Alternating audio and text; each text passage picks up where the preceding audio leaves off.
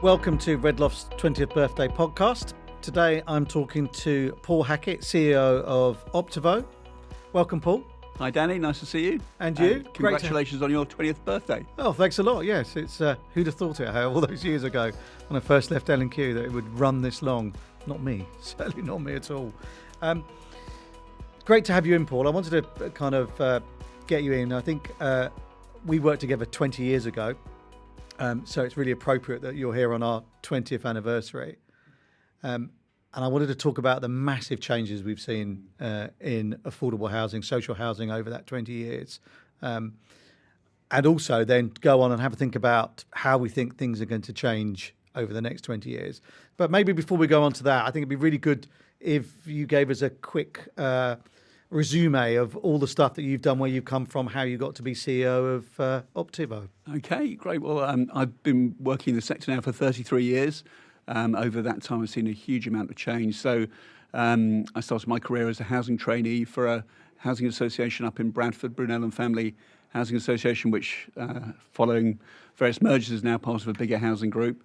And I learned the different aspects of how housing associations operate. And then back in the late 90s, I joined L&Q, and you and I were founding members of the new regeneration team at L&Q back in, I think, 1997.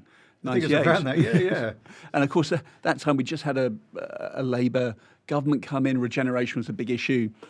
Tony Blair, of course, was very much promoting estate regeneration, and we were recruited into that team along with Jeremy and others to take forward some of L&Q's ambitions around regen. I then became Exec Director of Development Sales at Moat, and from there became Chief Operating Officer at Amicus Horizon, then led the merger between Amicus Horizon and Viridian in 2017 to form Optivo. And we're just a couple of weeks away now from another merger to create the new Southern Housing, which will be the merger of Southern Housing Group and Optivo. One of the big changes that we've seen in the housing sector, which is the mergers and the development of a kind of very large super housing associations. I remember when I first started, a large housing association was anything over 10,000 homes. I mean, now we're looking at 50, 60, even 100,000 national organisations. And you've overseen a number of different mergers. What do you think are the benefits? Why has there been this kind of race to large housing associations? And what are those benefits? What is the sector getting out of it? Yeah, and it's been a big characteristic of the last few years. It's interesting. From 2016, we saw a huge spate of mergers, which of course ties in with the 2015 1% rent cut, which became effective from 2016 through to 2020. And that really squeezed housing association capacity in quite a significant way. And of course, it's in our DNA to keep on building, however hard the operating environment is. And one way to do that is to really drive down operating costs. So if you just take the G15 as an example, in 2016 there were 15 of us. When we do the merger, based on the numbers that were around in 2016, there'll be 10. Guinness joined G15 recently to get the number back up to 11. So I think there was, over that period from 2016, there were 12 mergers involving G15 or rather 12 members of G15 were involved in, I think, 8 mergers. Over that period of time. It just shows the activity that's going on all the time within those organisations. Exactly, and that's just those 15. So you multiply that across the sector, and there's been so much consolidation. And you could argue that does the country really need 1,500 housing associations, 1,500 chief execs, 1,500 CFOs and IT departments, or is it better to rationalise down and try and drive efficiencies? Well, I suppose the argument is, there's two arguments, isn't there? One is we do need to see those efficiencies. It's really important that we drive those costs down, that we're delivering value for money. I think the worry within the sector is that we lose the local touch, that accountability goes, that people, patch sizes grow too large, and there's a disconnect between tenants and they say, look, the chief exec, and there's lots of different roles. How do you counter that? Yeah, and I think that's it is a very legitimate challenge. The organisation I joined back in Bradford in in the late 80s, I think we had 1,900 homes, and we were the second biggest housing association in the city. And certainly you knew all the properties and you knew most of the tenants, if you worked for an organisation like that for a while. So things have changed a lot. But I think, for our organisation, the driver behind it has been about improving service quality and improving resilience. So the merger between Southern Housing Group and Optivo is not predicated on taking out cost in order to create more development capacity. We're basically working forward with the existing efficiency plans that both organisations had already, and which means that as additional scale efficiencies come through, those are not being diverted into additional development capacity, but rather into building more financial resilience and into improving customer services. But by 2026, we see there being additional capacity being generated, significant additional capacity above and beyond what we have in the financial plan because of technology investment, because of scale efficiencies, and we can start to convert that into more homes. So, but I think for me, it's about starting with the basics, starting with getting the housing management right, getting the investment in stock right. And another kind of feature of our merger is it wasn't about geographical expansion. So Southern and Optivo both are very, very strong in Kent, Sussex, Surrey, London. I think we'll be the biggest housing association in Sussex, the biggest housing association in Kent, I think the third biggest in London. So it gives us an opportunity to be large but local.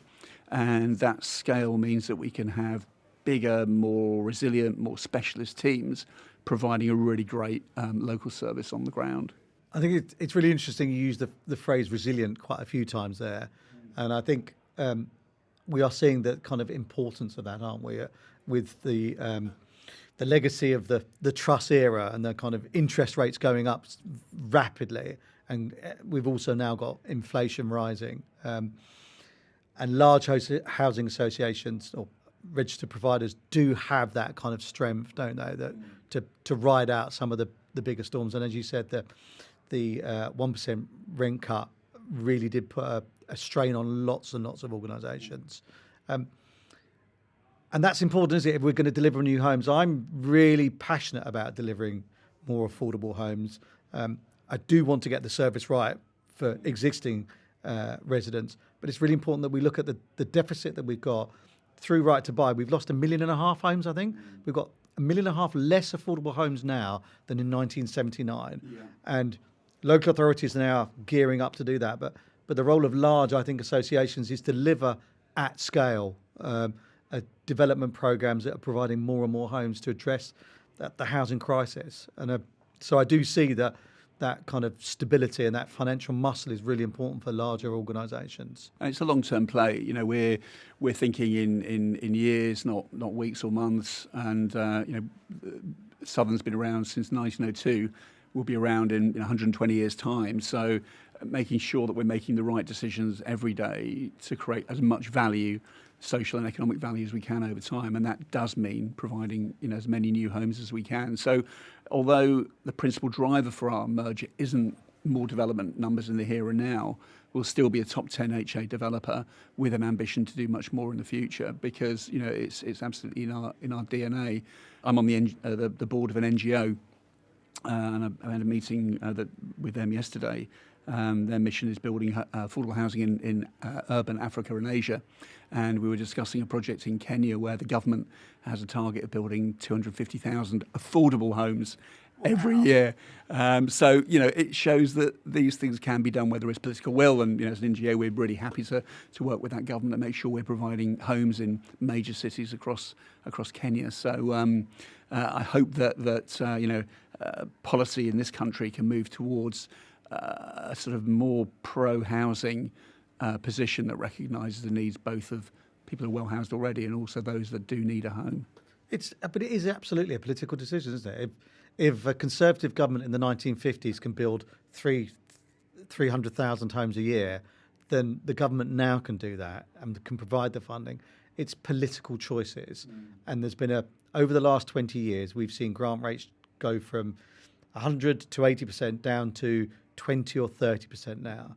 And 20 or 30% grant funding is not enough to bridge the gap between what it costs to build something and what it costs to rent it out in capitalised terms of the rental stream. And so there is a gap there. And housing associations, and I think increasingly local authorities, have been asked and will be asked to provide a market solution to that, and that's cross-subsidy. And that means risk. That means taking on market risk. And then what I think is amusing is that they're then housing associations then penalised for taking that market risk in terms of their viability grading through the regulator, which just seems perverse.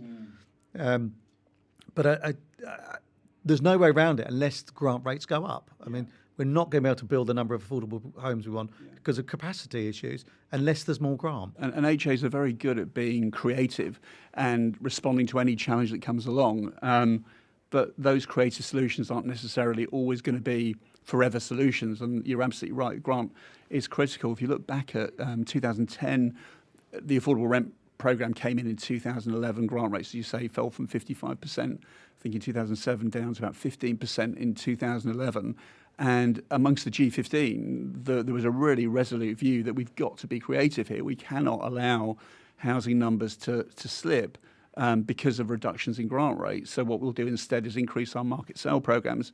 And it's astonishing. We as a group, we increased turnover from market sale, or cross-subsidy from market sale, from 11.4 billion in 2012 to 25 billion in 2015 collectively. That is an astonishing shift. But of course, what went with that was a massive increase in debt and an increase in gearing as well, because previously the development finance would have been, fundable because we had much higher grant rates on the affordable element. That was great, and it worked really well for a number of G15 as organisations came out of the global financial crisis, the impact of that, buying land at the bottom of the market, and super profits were being generated on some of those schemes. But we're in a very different point in the cycle now. And I think the problem is governments get very used to headline grant rates and thinking that the sector's done it before, why don't we carry on again? But when you've had a 1% rent cut after we made that commitment on market sale, when you've had the building safety crisis and HAs picking up, quite rightly, all of the costs on their rental properties and shared ownership leasehold properties as well, but without additional support from government to help with that. And we're having to decarbonise our homes, 4 million social and affordable homes across the country, which need to be EPCC by 2030 and net zero carbon by 2050. These are all massive challenges. We've got a rent cap coming in from April, and we've got inflation running at unprecedented levels. So something has to give, and just increasing gearing to build more market sale at a point when you've got high cost inflation and gross development values really softening, as we expect reductions in house prices in real terms. Or certainly in comparison to the build cost inflation rate, means that the old model just isn't going to work over the next couple of years. So we do need a rethink on grant rates. I think it's really interesting, isn't it? Because, as you say, it was a short-term solution, but it also transformed the organisations and the way that they thought, and also their risk profiles, and therefore what they were concentrating on. Lots of RPs get castigated for that approach, and yet it was driven out of trying to deliver more affordable. And offset what we all assumed was a temporary cut in grant rates to deal with the banking crisis of 2008. But what has happened is it's become the long-term solution, and the long-term austerity has been to keep those grant rates really, really low. And I think that's because central government political will is not to build that many more, the number of affordable homes that's required. And that needs to change. And whether that comes through the current government or a future government, grant rates need to go up. I think there'll be a generational tipping point that will happen as more young people are excluded from home ownership, as more people struggle with their housing conditions. I think the political pressure becomes ever greater. It's a bit like the issue, around housing numbers, that there are some people for whom the way things are at the moment works really well. There are others for whom it works really badly. And it's when the numbers for whom it works really badly become greater in political terms than those for whom it suits that we may see some change. So there's no immediate sign of that changing, but I'm optimistic that over time we'll see a bit of a recalibration on housing policy. The other problem we've got, though, is lack of skills across the sector. Brexit has meant that lots of skilled European labour has gone home.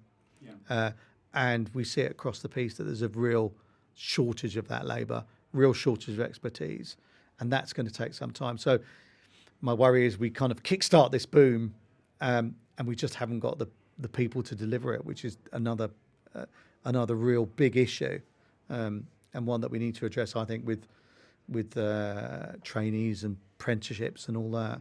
And do you have quite a lot of that within your organisation? Is that? Well, we're looking to insource more of our repairs and maintenance. That's one of the ways we're going to drive service improvement. It won't happen overnight. We'll do it on an area basis. And alongside that, we're creating a new training academy to make sure that we can get the right upskilling going on. And within housing, people are often quite keen to make horizontal, vertical moves within organisations to learn new skills. So we can train people up to try new things, to get new skills, send them to college. Partnerships with training providers and further education institutions is a great way to get the skills that we need. A great way as well to create a more diverse workforce. We've got encouraging women into our in-house contractors, gas fitters, as having different roles within the organisation. That's the sort of thing we want to see much more of in the future. It's about cultures, isn't it? I mean, I'm very big about culture. I think it's just the most important thing in any organisation. It drives everything, and it always comes from the top.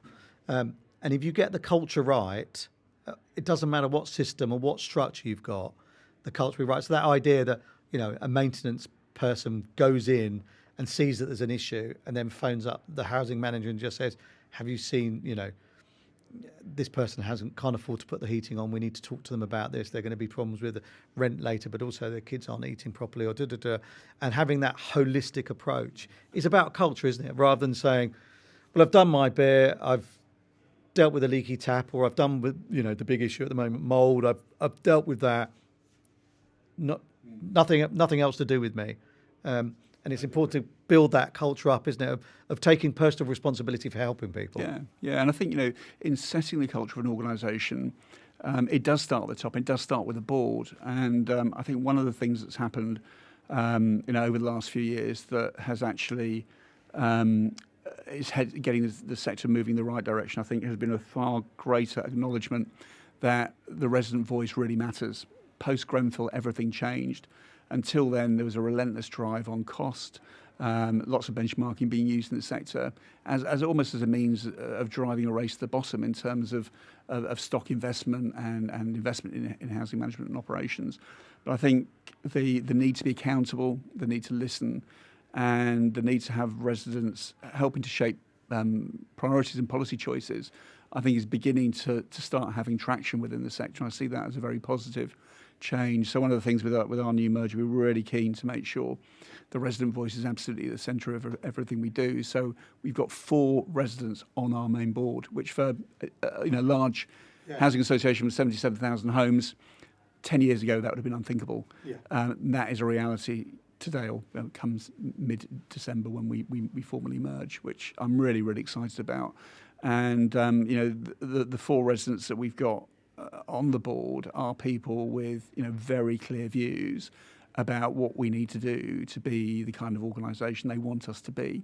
And I'm absolutely certain that the board will not be allowed to drift away from residents' priorities. There won't be a moment when they won't be aware of what we're here for. And I think that is really, really powerful. And that's a change I completely welcome. I mean, certainly over the last, ever since I became chief exec of what was then Amicus Horizon, I've been really keen to have a high level of board representation of residents. But certainly that wasn't the norm. And I think things certainly, they did change after 2017. I do see that as a positive outcome from a very terrible tragedy. So I mean, I completely agree with that. I think we're agreeing on lots of people, but then that's not surprising given that we both worked together and worked in the same sector for a long time. But I was board member of a couple of Almos where we had a third. So you had third residents on there. And it was really important and really powerful, and that helped drive. And I think Almos did a really good job of driving the quality in the housing management function. I mean, I think everything we've talked about this morning really is points to housing being a wicked problem. It's multifaceted. It's a systemic problem, and policy interventions have tended to be short-termist within a parliament, normally aimed at one particular segment of the electorate, and then these interventions are all piled on top of each other. So whatever you do as an incoming government, whatever lever you pull, you're pulling that lever on top of decades of other policies that were meant to deal with the fact that there is market failure, that the market cannot satisfy housing need. So it strikes me that something much more fundamental is needed to try and address, a wicked problem. And clearly, one of the defining characteristics of a wicked problem is that those who are most able to fix it have often got the greatest vested interest in not fixing it. Yeah. So it's a difficult thing to cut. But as we said before, there probably will come a generational tipping point, and I think at that point, I would hope there can be a more rational discussion about housing and planning. And land is a finite resource, so it's not like manufacturing anything else. We need to make sure that the way we develop is the right kind of development for the housing that's needed. So, should we be building, safety deposit boxes for overseas investors that leave them empty, or should we be building homes for families that desperately need housing? We're not making the best use of our national assets and resources to meet the housing needs of the country. And if you think about the positive impacts of housing on things like labour mobility, economic stability, we talked about the stabiliser effect or the counter-cyclical effect of building affordable housing. We've seen time and time again the destructive impact of subsequent boom and bust. So we need a policy that's, in my view, that's much more about a stewardship model of housing development and housing management, where we take a long-term view about the social, economic, environmental sustainability of the developments that we build, where we create value, we capture value over the long term, but we don't have a winner-takes-all situation where investors and very lucky homeowners make a fortune and other people are locked out. It's a crazy way of doing things. It's really interesting, isn't it? That whole kind of, what is the value of a piece of land? And so if it's farm, it's worth much less than if it's a really high density scheme. And, the local authority's ability to decide what that is then makes someone either very rich or not. And as you say, not capturing that. So that change of permission needs to have some kind of tax on it, doesn't it? Absolutely. Where the local community, and we've tried that through Section 106s and bits here and there, but it's never really captured the full value of that, has it? If I cast my mind back over that 20 odd years when we've been doing this, I think one of the things that actually worked well years ago was when we used to do regen, we were involved in effectively large-scale voluntary transfer, and of course that required a ballot. Yeah. So the housing association was highly motivated. If you're going to spend 6 months working with residents on a solution, or possibly longer, maybe a year and a half, you don't want to spend all that money and time and have your proposal rejected. So you're hugely incentivized to really listen to residents. It was actually through that experience that I think I became very, very aware of just how important it is to involve whole communities in anything that you do. It doesn't matter how smart your professional team is, your architects and your planners and your contractor partner. You can have the best team in the world, but if you don't involve people that actually live in that area, you will not end up with the best design solutions. And if you then ask people to vote whether they want it, if they actually shape where the parks are, where the bin areas are, what the buildings look like, they're going to have some sense of ownership and they're going to be much more likely to vote. I completely agree. I see that kind of ballot as really important because what I think it does is it delivers better schemes and and the local authorities will have to be doing this, well, gets them more focused about what good looks like, what a good regen scheme looks like, and engaging with residents. And this idea that you can't get a yes vote because everybody wants to remain the same. It's just not true. They all want better homes. It's difficult. Regeneration is difficult because you're asking people to move home, and that's a massively difficult thing. We've all moved home, and it's really quite traumatic. And you're knocking people's houses down. But so you've got to offer them something better. The solution has got to be better, hasn't it? There's got to be a win for them. And I think it focuses minds on what that better looks like and what that win is. And residents understand there'll have to be private sale. Everybody does that. People aren't stupid. They know that there's got to be a source of income from somewhere, and there is some grant, but it's going to have to be some private sale to cross-subsidise it. And all the work I've done with residents, people understand that immediately and get it, and get there's a menu of a wish list of what they can and can't have. But lots of the things on that list don't cost a lot of money to deliver. Like you say, saying where the park is, you're going to have a park. So involving people on where that is really important and an easy win. Paul, it's great to have you in today. Thanks for coming in. It's been a really fascinating chat. Thank you. Thanks, Danny. And happy birthday to Red Loft. Thank you.